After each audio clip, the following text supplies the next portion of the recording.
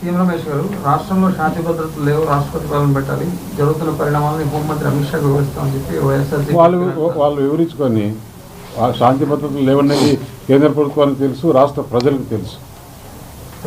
అందులోనూ నిన్న అంబటి రాంబాబు గారు వాడినటువంటి భాష అంటే సభ్య సమాజం దీన్ని స్వాగతించదు. అండ్ ఆయన గుర్తించవలసినటువంటి విషయం, ఆయన చంద్రబాబు నాయుడు గారిని కాదండి, రాష్ట్ర ముఖ్యమంత్రిని ఆయన దూషించారు. అందులోనూ వారి తల్లిని దూషించడం జరిగింది. ఇది ఎవరు కూడా మహిళా లోకం కాదు కదా, సభ్య సమాజం ఖచ్చితంగా అది తెలిసి కావాలని చేసిన పని. ఏదో స్పర్ ఆఫ్ మూమెంట్ అంటున్నాడు కానీ కావాలని రాష్ట్రంలో అల్లర్లు సృష్టించాలనే ఉద్దేశంతో నా పని చేస్తాను. ఆర్గనైజ్డ్ అంటే శాంతి భద్రతలు కాదానికి వాళ్ళే కారణం అంటారా? 100%. ప్రొవోకేటివ్. లేదంటే ఒక పక్క ఇది జరుగుతుండగానే జోగి రమేష్ మాట్లాడుతున్నాడంటే Jaganmohan Reddy clear cut instruction, రాష్ట్రం ఏదో ఒక విధంగా అతలాకుతలం కావాలి. 2019 నుంచి సబ్కా సాత్ సబ్కా వికాస్ సబ్కా ప్రయాస్ అని ముందుకెళ్తుంది బీజేపీ. అయితే జనరల్ కేటగిరీ మీద బీజేపీకి ఎందుకు అంత కోపం? యూజీసీ తర్వాత దేశవ్యాప్తంగా జనరల్ కేటగిరీ అంతా కూడా బీజేపీకి వ్యతిరేకంగా నడుస్తుంది, మీరు ఎలా చూస్తారు? కాదు, యూజీసీలో వచ్చినటువంటి నిబంధన ఏదైతే ఉందో అది ఇవాళ నిన్న కాదండి. 2012కి ముందు కూడా ఇప్పుడు అక్కడ ఉన్నటువంటి ఎస్సీ ఎస్టీ విద్యార్థుల మీద జరుగుతున్నటువంటి దాడులు కావచ్చు, వారి పట్ల కనబరుస్తున్నటువంటి వివక్ష ఏదైతే ఉందో వాటన్నిటినీ కూడా దృష్టిలో పెట్టుకుని ఈ యూజీసీ నిబంధనలు రావటం జరిగింది. అయితే ఇప్పుడు అక్కడ కమిటీలో ఉన్నటువంటి వారు దీన్ని వద్దు అని అనగలరా? ఎస్సీ ఎస్టీ ఓబీసీస్కి వారి పట్ల జరుగుతున్నటువంటి అత్యాచారానికి కావచ్చు, లేకపోతే వివక్ష కావచ్చు, దాన్ని మీరు బుట్ట దాఖలు చేసేసి మీరు కమిటీ వేయొద్దు అని చెప్పి చెప్పగలరా? లేదు కదా, సబ్జెక్ట్ కూడా బడ్జెట్ లేదు కదా. But at the same time ఏంటంటే ఓబీసీస్ని మేము దాంట్లో కలుపుకోము, ఫార్వర్డ్ క్లాస్ని కలుపుకోము అని కూడా ఎక్కడా కూడా నిబంధన లేదు కదా, అది మీరు గుర్తించాలి. ఓకే, నమస్కారం. రాష్ట్రానికి ప్రత్యేకించి ఏ విధంగా ఈ బడ్జెట్ మనకి సహకరిస్తుంది మన రాష్ట్ర అభివృద్ధిలో అనేటువంటి అంశం మీద మీ అందరితో చర్చించడానికి ఈ యొక్క పాత్రికేయ సమావేశం నిర్వహించడం జరిగింది. కనుక ముందుగా మీ అందరికీ కూడా నమస్కారాలు, స్వాగతం కూడా. మీరు చూసినట్లయితే సాధారణంగా నిన్న ఆదివారం, కానీ ఆనవాయితీగా బడ్జెట్ని ఫిబ్రవరి 1వ తారీఖున ప్రవేశపెట్టడం అనేది ఆనవాయితీగా వస్తున్నటువంటి విషయం కాబట్టి నిన్న ఆదివారం అయినా నిన్న పార్లమెంట్ నిర్వహించుకుని బడ్జెట్ని ప్రవేశపెట్టడం జరిగింది. నిర్మలా సీతారామన్ గారిని ప్రత్యేకించి అభినందించాలి. ఎందుకంటే 9వసారి వారు బడ్జెట్ని ప్రవేశపెడుతున్నటువంటి సందర్భంలో ఎటువంటి అంతరాయం లేకుండా 9 సార్లు బడ్జెట్ని ప్రవేశపెట్టినటువంటి ఘనత నిర్మలా సీతారామన్ గారికి దక్కుతుంది. కనుక మా అందరి తరఫున కూడా వారికి మేము అభినందనలు కూడా మేము తెలియజేస్తున్నాము. అదేవిధంగా వారు బడ్జెట్ ప్రవేశపెడుతున్నటువంటి సందర్భంలో వారు ఖచ్చితంగా మొట్టమొదటిగా చెప్పినటువంటి అంశం ఏమిటంటే, కర్తవ్య భవన్లోకి ఆర్థిక శాఖ మారిన తర్వాత ఇది మొట్టమొదటి బడ్జెట్, కర్తవ్య భవన్ నుండి వారు ప్రవేశపెట్టినటువంటి మొట్టమొదటి బడ్జెట్ అని చెప్పి వారు తెలియజేస్తూ ఆ కర్తవ్య స్ఫూర్తిని కొనసాగించే విధంగా 3 కర్తవ్యాల మీద మేము దృష్టి కేంద్రీకరించామని చెప్పి వారు సుస్పష్టంగా చెప్పడం జరిగింది.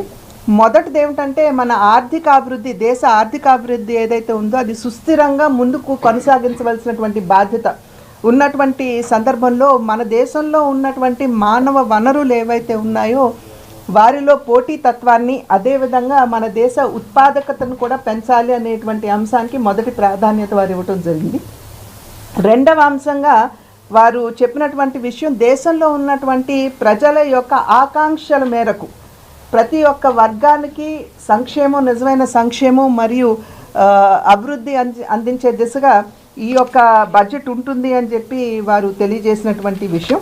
అదేవిధంగా మూడవ అంశంగా వారు చెప్పింది ఏమిటంటే, ఏదైతే శాస్త్ర సాంకేతిక రంగంలో కొత్త ఆవిష్కరణలు వస్తున్నాయో వాటిని సమర్థించుకుంటూ వాటికి అన్ని విధాలా సహకరిస్తూ సుపరిపాలనని దేశంలో మాత్రమే కాదు రాష్ట్రాల్లో కూడా అందించే విధంగా కటింగ్ ఎడ్జ్ టెక్నాలజీ, నేను ఇందాక అన్నట్టుగా అటువంటి శాస్త్ర సాంకేతిక నైపుణ్యానికి వారి ప్రాధాన్యతని ఇవ్వటం జరిగింది. ఏఐ టెక్నాలజీస్ లాంటి అంశాల మీద కూడా వారు దృష్టి కేంద్రీకరించడం జరిగింది. దీంతో పాటుగా వారు నొక్కి వక్కాణించినటువంటి విషయం ఏంటంటే, మన దేశంలోకి పెట్టుబడులు రావాలి. పెట్టుబడులు రావాలి అంటే కంటిన్యూటీ అనేది ఖచ్చితంగా ఉండవలసినటువంటి అవసరం ఉంది. సాధారణంగా ఒక ప్రభుత్వం ఉన్నప్పుడు కొన్ని ప్రోగ్రామ్స్ లేకపోతే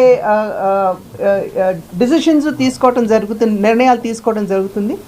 కానీ ఆ ప్రభుత్వం పోయి ఇంకొక ప్రభుత్వం రాగానే అంతకుముందు ప్రభుత్వం చేసినటువంటి నిర్ణయాలకి తిలోదకాలు ఇచ్చేస్తూ మళ్ళీ కొత్తగా ఏదో డిసిషన్స్ని, నిర్ణయాలని తెర మీదకి తీసుకురావటం జరుగుతుంది.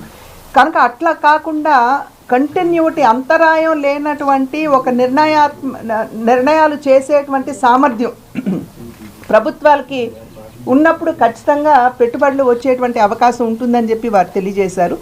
ఈ దిశగా వారు దృష్టి కేంద్రీకరిస్తూ నరేంద్ర మోడీ గారు పోయిన సంవత్సరం స్వాతంత్ర దినోత్సవం నాడు ఆగస్టులో వారు మొట్టమొదటి ఏదైతే సంస్కరణ తీసుకొచ్చారో ఆ సంస్కరణ యొక్క సాంప్రదాయాన్ని కొనసాగిస్తూ నేటి వరకు కూడా 350 సంస్కరణలు ఇవాళ వివిధ రంగాలు, ట్యాక్స్లు కావచ్చు, జిఎస్టీ చూసాము, అదేవిధంగా మధ్యతరగతి వారికి ఇచ్చినటువంటి రెవెన్యూ 12 లక్షల మేరకు ఆదాయం ఉన్నటువంటి వారికి ఆ ట్యాక్స్ ఊరట్లో ఏదైతే ఉందో అవి చూసాము.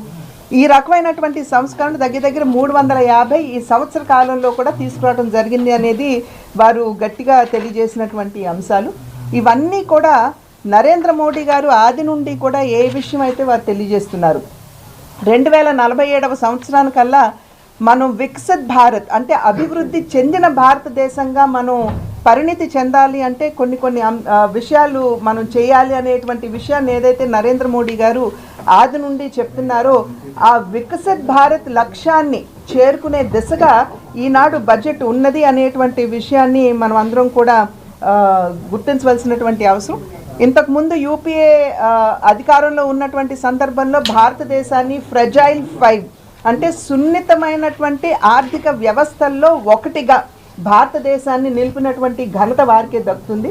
కానీ మోడీ గారు ఇవాళ ప్రధాని అయిన తర్వాత మన దేశాన్ని 4వ అతిపెద్ద ఆర్థిక శక్తిగా మలచడం మాత్రమే కాకుండా దగ్గర 25 కోట్ల మందిని, ప్రజల్ని మల్టీ డైమెన్షనల్ పేదరికం అని ఏదైతే అంటామో దాని నుండి వెలికి తీసినటువంటి ఘనత ఇవాళ ఎన్డీఏ ప్రభుత్వానికి దక్కుతుందని చెప్పి మనం గమనించాలి. ఇవాళ మన స్థూల జాతీయోత్పత్తి ఏదైతే ఉందో ఇది ఈ సంవత్సర కాలానికి గాను 6.8 నుండి 7.2% వరకు కూడా ఎదుగుదల ఉంటుంది అని ఇది మన ఆర్థిక శాస్త్రవేత్తలు చెప్పినటువంటి మాట కాదు, ఐఎంఎఫ్ చెప్పినటువంటి మాట. ఇంటర్నేషనల్ మానిటరీ ఫండ్ అని ఏదైతే అంటామో వారు చెప్పినటువంటి అంశం. అదేవిధంగా మన స్థూల జాతీయోత్పత్తికి మనకున్నటువంటి అప్పు భారాన్ని కనుక మనం చూసుకున్నట్లయితే ఇంతకుముందు 56.1%గా ఉండేది పోయిన సంవత్సరం, దాన్ని ఇప్పుడు మనం 55.6%కి మనం తగ్గించుకోగలిగాం. అదేవిధంగా ఫిస్కల్ డెఫిసిట్ అంటే ఆదాయానికి